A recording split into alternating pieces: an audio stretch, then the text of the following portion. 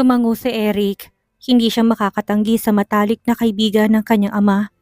Ayaw niyang maging babysitter ng isang spoiled brat na maganda, sexy at mabango. Sinaway niyang sarili sa lahat ng ayaw niya sa babaeng maarte at feeling entitled. Pumasok sila ni Don Eduardo sa loob ng mansyon. Madami tong sinabi sa kanya. Muli siyang nag-obserba. Binuksan niya ang glass sliding door at lumabas sa veranda. Tanaw niya ang buong paligid. Pinag-aralan ng grupo nilang kabuuan ng tahanan ng mga korneho. Ang 3 security guards sa labas ay mga kasamahan niya at mga bigating agent.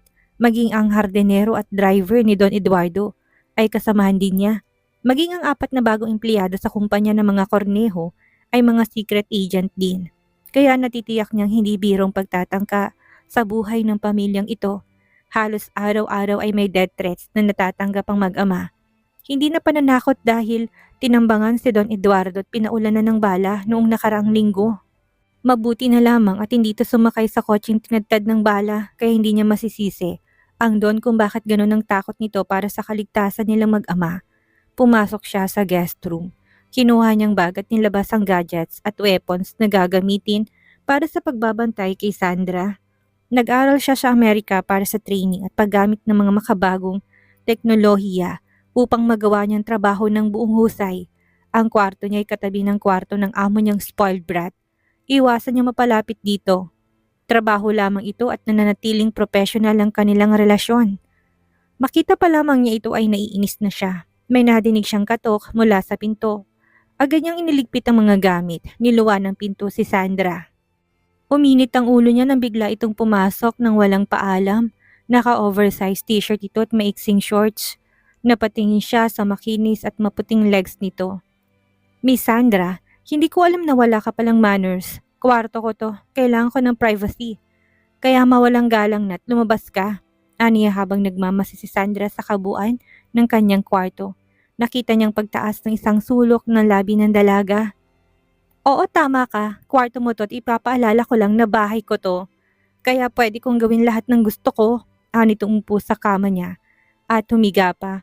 Napasulyap siya sa shorts nitong tila panloob na sa iksi. Napailing na lamang siya. Magaslaw kumilos. Halatang sanay na sanay itong nakabuyangyang ang katawan sa harap ng lalaki. Nakaka-turn off. Ano kailangan mo? Malamig niyang sabi. Kailangan kong kuhanin ng email, contact number at messenger mo para ipapadala ko na lang sa yung schedule ko. Inabot ni Sandra ang cellphone upang ilagay niyang hinihingi nitong detalye. Nalaki ang mata niya nang mapansin ang wallpaper nito na naka-2-piece bikini. Sabi ni Daddy, susundan mo ko kahit saan magpunta. Ano bang nangyayari? Oo, may natatanggap akong death threats pero pananakot lang yon. Baka walang magawa sa buhay kaya nananakot. Sino naman ang magtatangka sa buhay ko? Wala akong kaaway. Huwag ka ng madaming tanong at sumunod ka na lang. At bakit ako susunod sa'yo? Ikaw ang sumunod sa akin. Magbihis ka at magkita tayo within 15 minutes sa sala. May bibilihin ako sa mall. Anitong lumabas na ng kwarto. Tila naiwan ng amoy nito sa loob. 30 minuto na siyang naghihintay sa sala ay wala pa ito. Umiinit ang ulo niya. Isa sa pinakaayaw niya naghihintay at nag-aaksaya ng oras. Hindi niya napigil ang sarili at kinatok ito sa room. Binuksan nito ang pinto. Tara nga dito sa loob. Pakisarang zipper ko sa likod. Wala siyang nagawa kundi ang sumunod na pumasok to sa loob. Tinaas nitong mahaba tuwid na buhok upang maisara niya ang zipper. Kita niyang makurbang hugis ng katawan nito sa suot na dress na hapit sa katawan. Pinagpawisan siya sa pagsasara lang ng zipper. Parang mas gusto pa niyang makipagbarilan kaysa maging tagasara ng damit ni Sandra. Lumabas siya at pawisan ang kanyang noo. Nakasalubong niya paglabas ng pinto si Don Eduardo. Eric, galing ka sa loob ng kwarto na anak ko? Don Eduardo, may nutos lang po si Miss Sandra. Pasensya ka na't mukhang pinapahirapan ka ni Sandra. Pinagpawisan ka tuloy ng malapot. Himig ng bibirong sabi nito. Napakuha siya ng panyo sa bulsa. Magkatabi sila sa likod ng kotse. Si Mang Jaime ang kanilang driver. Pagkatapos nating mamili ay makikita kami ni Jason. Sabi ni Sandra na nakatingin sa cellphone nito habang nagsasalita. Humarap ito sa kanya. Sasabihin mo sa kanya na hindi kita boyfriend at bodyguard ka lang. Hindi ko gustong makapagpaliwanag kaya ikaw na magsabi sa kanya. Isa pa baka mabali ko lang mga buto ng lalaking yun. Nakarating sila sa malaking mall na pag-aari ni Sandra. Kulang ang isang araw upang libutin ang kabuuan nito. Tila hindi pa ito kilala ng mga tauhan. Pumasok sila sa isang clothes shop. Namili si Sandra ng damit panlalaki. Matindi talagang tama nito kay Jason at ibibili pa ng mga damit. Napailing na lamang siya. Ano pa bang alam nito kung hindi kuhanin ng loob ng tao gamit ang pera? Tara dito sa dressing room, utos nito sa kanya. Huminga siya ng malalim. Miss Sandra, trabaho kong siguraduhin ang kaligtasan mo, hindi ang samahan kang mamili ng damit para sa... Naputol ang sasabihin niya nang hilahin siya nito sa loob ng dressing room na masikip para sa kanila. Nalalanghap niya ang amoy nitong mabango. Halos wala nang makadaang hangin sa pagitan nilang dalawa. Alisin mo yung damit mo, anitong tumamang mabangong hininga sa kanyang muka. May bumubukol sa kanyang harapan na hindi dapat. Matagal na panahon na siyang hindi nakakatikim, kaya kahit sinong babaeng malapit ay normal ang reaksyon ng kanyang katawan. At bakit ako mag-aalis ng damit? Hindi kami magkaparehas ng katawan ni Jason. Sino naman nagsabi si Jason nang bibilihan ko ng damit? Ani Sandra. Jason is fashionable, ikaw ang bibilihan ko ng damit. Ayoko na may kasamang baduy, sabi ni Sandra. Napansin niya nagtagis ang bagang ni Eric kaya lumabas siya ng dressing room. Nagmamagandang loob lang naman siya. Bilisan mo magsukat, aniya. Hindi ko kailangan ng damit galing sayo. May pambili ako. Sabi ng daddy ko, breadwinner ka at ikaw nagpapaaral sa 4 mong kapatid. Walang masama kung tatanggapin mong mga damit na yan. Kapag tumanggi ka, ibabawas ko sa sweldo mo yan, tapos itatapon ko sa basurahan. Isa pa, hindi ka daw dapat naka-uniform para hindi ka mapagkamalang bodyguard. Pangungumbinsi niya.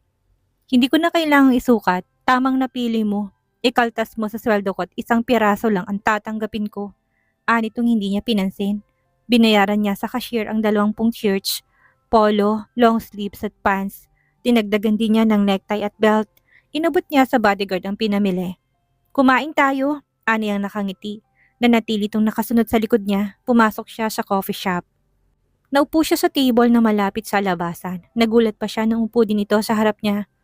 Teka, bodyguard ka, hindi ba? Hindi tayo nagde-date, kaya please lang lumipat ka ng kabilang table. Sigurado ka bang sasaluhin ka ng kadate mo nang balang para sa'yo? Kung oo ang sagot mo, sige, lilipat ako sa kabilang table. Kung hindi naman, tabi tayo ng upuan.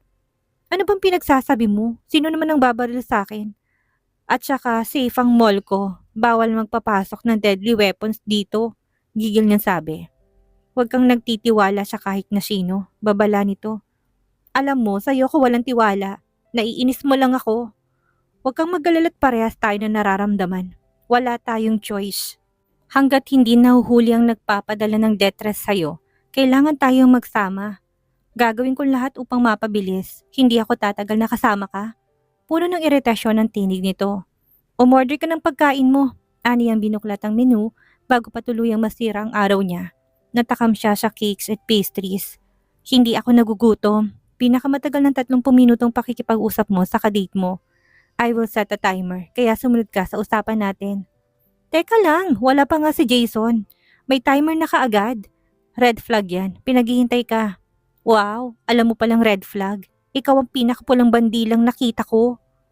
Hindi siya pinansin nito, panay ang chat ng binata. Dumating ng in-order niya para sa kanilang dalawa. Kumain ka na o gusto mo subuan pa kita?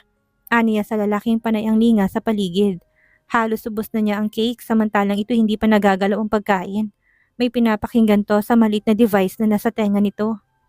Napatingin siya sa cellphone. Bakit nga ba wala pa si Jason? Hindi kaya may nangyari dito. Magta-type sana siya ng mensahe na bigla siyang hinila palabas ni Eric. Nagpumigla siya. Hey, bitawan mo ko. Mauna ka umuwi kung gusto mo. Aniya tinulak ang binata. May mensahe mula sa number lang. Binuksan niya ito at baka si Jason. You will die today. Sa pagsabog ng isang bomba sa mismong mall na pag-aari mo. Nakasulat sa mensahe. Nanginig ang kanyang katawan. Nawala ng kulay ang kanyang mukha. Lumapit siya kay Eric at ipinakita ang message. Nagulat siya nang yakapin siya nito. Ngunit hindi siya tumutol. Pakiramdam niya ay protektado siya ng binata. Napatras lamang siya na makita niyang may bahawak itong baril na nasa loob ng jacket nito. Mas lalong nalamig ang kanyang katawan. Kailangan nating makalabas ng mall. Nagkaroon ng announcement sa mall na pinapalabas sa mga tao. Nagpanik ang karamihan. Gusto niyang umiyak habang nakikita ang mga taong nagtutulakan. Pinigil niyang sarili. Hindi siya dapat umiyak. Presence of mind ang kailangan niya. May nakita siyang matandang bumuwal. Tumakbo siya upang tulungan to. kumapit sa pulsuhan niya si Eric. Saan ka pupunta? Kumawala siya sa pagkakahawak nito. Hindi niya na nakuhang sumagot dahil nakita niya nagsisikip ang dibdib ng matanda. Sumunod sa kanyang binata, tinayo nilang matanda at dinala sa nakaparadang ambulansya. Hanga siya sa bilis na responde ng kanilang mga tauhan. Ngunit tiyak na mababalita sila sa media at telebisyon. Hinila siyang muli ni Eric. Tara na sa parking lot, kailangan makalayo tayo dito. Yumakap ka sa akin. Biglang ayaw niya na ng lalaking medium built ang katawan. Kailangan niyang malaking katawan na magsisilbing kanlungan niya. Napailing siya. Hindi niya kailangan ng lalaki. Kaya niyang alagaan ang kanyang sarili. Nasaan si Mang Jaime? Nainis na sabi ni Eric. Kinuha nitong susi sa bulsa at bago pa sila makalapit ay isang malakas na pagsabog ang kanilang nadinig. Nagimbal siya sa nasaksihan, tila bolang apoy na tumupok sa kotse. May nakatanim na bomba sa kanyang sasakyan. Tumalsik silang dalawa. Mabuti na lamang at nakayupo siya kay Eric. Mabilis siyang kinarga nito palayo. Nakita niya may umaagos sa dugo sa mukha nito na hindi nito alintana dahil ang iniisip nito ay mailayo siya. Tumulo sa kanyang dugo sa ulo nito. Pigil na pigil ang luha niya. Hindi niya nakinayang magkahalong emosyon. Nawalan siya ng malay. Nagising siya sa kanyang kwarto. Nabungaran niya si Aling Eva. Aling Eva, ano pong nangyari? Si Eric, nasan po siya? Napabalikwas siya ng alalang binata. Nasa labas siya at kausap ang daddy mo at ang mga pulis. Agad siyang bumangon, nakita niya si Eric na may bandage sa ulo. Kaharap nitong kanyang ama't mga pulis. Eric, okay ka lang ba? Hindi ba dapat nasa ospital ka? Lumapit siya dito, tinaplos ang mukha nito. Napatigil ang mga lalaki sa pag-uusap. Namula ang mukha niya nang maisip na tila siya kasintahan ni Eric kung mag-alala. Tumama lang nang inalis ng binata ang kamay niya. Okay lang ako, may tumama lang na maliit na basag na salamin sa ulo ko. Pinapasok siya ng ama sa loob ng kwarto na tila ba ayaw ipadinig sa kanyang pinag-uusapan ng mga to. Sinong gustong magpapatay sa kanya? May kumatok sa kwarto ni Sandra. Inisip niyang si Eric at kakamustahin ang lagay niya. Eric, Dad! Alanganin siyang ngumiti sa ama. Nilakihan niyang awang ng pinto. Pumasok ang kanyang ama at naupo sa sofa. Anak, nakita mo naman na hindi birong death threats na natatanggap natin. Munti ka nang mapahamak sa bombing na tinanim sa kotse mo. Last week may nagpaulan ng bala sa akin. Hindi ko na lang sinabi sa'yo at ayoko mag-alala ka pa. Napaawa ang labi niya sa sinabi ng ama. Dad, sino pong nasa likod ng mga nangyayaring ito? Hindi pa malinaw kung sinong kriminal o anong motibo. Alam mo naman sa negosyo, basta pera ibang usapan na. Kasalukuyan pang nag-iimbestigang mga pulis. Nanginginig ang katawan niya kaya napaupo siya sa kama. Dad, hindi kaya may kinalaman din ito sa nangyaring pagpatay kay Mommy? 10 taon nang nakakalipas. Tumayo ang Don. Anak, hindi ko rin alam. Sa ngayon maghintay tayo sa investigasyon ng mga pulis. At upang matiyak ang kaligtasan mo, magbakasyon na muna kayong dalawa ni Eric sa probinsya nila. Dad, pwede akong bumalik sa ibang bansa. Bakit kila Eric pa? Hindi kami magkasundo. Anak, sumunod ka na lang. Magandang lugar nila Eric at tiyak na mababantayan ka niya. Pero Dad, paano po kayo? Sasama po ba kayo? Hindi na, walang mag-aasikaso ng negosyo natin. At matanda na ako, kung sakaling may mangyari sa akin, itanggap ko na. Dad, huwag kayong magsalita ng ganyan. Sumama po kayo sa amin. Magtago po muna tayo. Sige, susunod ako. Marami lang kailangan tapusin. Ihanda mong sarili mo at bukas ng umaga'y aalis na kayo. Sabi ni Eric ay siya nang bahala sa mga gamit mo at isa pa, palihim ang magiging pag-alis ninyo upang walang makaalam kung saan kayo pupunta. Maaga silang kumain ng breakfast. Nakita niyang suot ni Eric ang binili niyang t-shirt. Bagay na bagay ditong kulay at disenyo. Namumutok ang biceps nito. Sandra, oras na para umalis. Nagulat siya dahil hindi pa siya tapos kumain. Nakita niyang parating ang taga-ayos ng linya ng kuryente. Mag-iingat ka, huwag kang masyadong mag-alala dito. Anang ama't niyakap siya. Dad, susunod ka po ah. Tumangong matanda at ngumiti sa kanya. Hinila siya ni Eric papasok sa van ng electric company. Bakit tayo dito sasakay? Kabisado ng mga kriminal ang bawat galaw mo. Magkocommute tayo papunta sa Santa Isabel. Nanlaki ang mata niya. Napakalayo na Santa Isabel. Isang araw mahigit ang biyahe. Ang layo naman. Wala bang mas malapit na pwede nating pagtaguan? Ang arte mo. Sumakay ka na. Isang malit na bag lang ang kanyang dala. Si Eric naman isang backpack lang. Sabi ng daddy ko, ikaw nang bahala sa mga damit ko. Huwag kang mag-alala. May gamit ka na madadat na sa bahay. Anitong alistong paningin habang palabas sila ng malaking subdivision. Bumaba sila sa bus station. Aircon naman ang bus at nakababa ang mga upuan na tila nakahiga na sila. Kaso hindi siya sanay sa ganitong kahabang biyahe. Nahihilo na talaga siya. Napasandig siya sa malapad na balikat ni Eric. Hindi pa rin siya komportable kaya naman humiga na siya sa dibdib nito. Naramdaman niya na inalis itong ulo niya na ibinalik niya ulit. Hindi niya alam kung ilang oras siyang nakatulog. Naramdaman na lamang niya nagpagyugyug ni Eric sa kanyang balikat. Huminto sa isang restaurant ang bus. Kakain tayo at kung kinakailangang magpunta ka ng banyo, anang binata sa kanya. Bumangon siya at sumunod dito. Maayos naman ang restaurant, nakatulala lamang siya habang umuorder ng pagkain si Eric. Hindi niya lubos maisip kung bakit nangyayari sa pamilya nila ang ganito katinding pagsubok. Mabuti na lamang at pinalaki siya ng ina na matapang. Kahit ang pag-iyak ay pinagbawal nito sa kanya, ang huling iyak niya ay nang mamatay ang kanyang ina sa isang aksidente.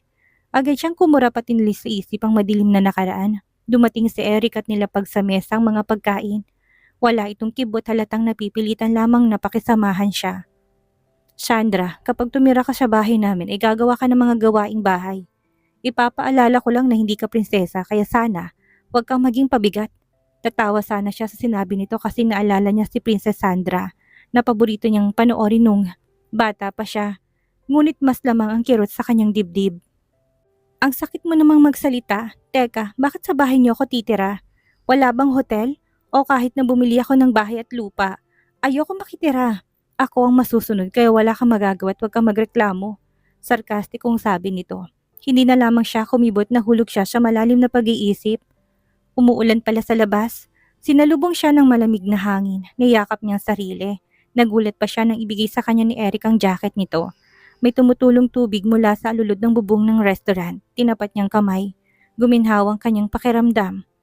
Malapit ng birthday ko. 3 buwan na lang at 25 anyos na ako. Akala ko makakapaghanda ako mabuti bago maging CEO kaso hindi ako nakapagsimula. Dahil sa death threats na natatanggap ko na hindi ko alam kung bakit ako gustong mawala sa mundo. Napatingin siya sa binata na malayo pala sa kanya. Nakita niya nagbuga ito ng usok mula sa sigarilyo. Unang beses niya itong nakitang manigarilyo. Bakit ang hot nitong tignan? Bakit ang macho ng pagkakahawak nito ng sigarilyo? Nakita niyang tinapon na nitong kalahati pang sigarilyo sa basurahan. Bumalik na sila sa loob ng bus. Litaw ng haring araw nang makarating sila sa Santa Isabel. Nangangati ng kanyang katawan. May susundo daw sa kanila. May 2 matandang yumakap kay Eric. Hindi niya na kailangang itanong halatang mga magulang ito ng binata. Napapitlag siya nang umakbay si Eric sa kanya. Nay, tay, si Sandra, asawa ko po. Pakilala nito sa kanya. Nasamit siya at namilog ang mga mata.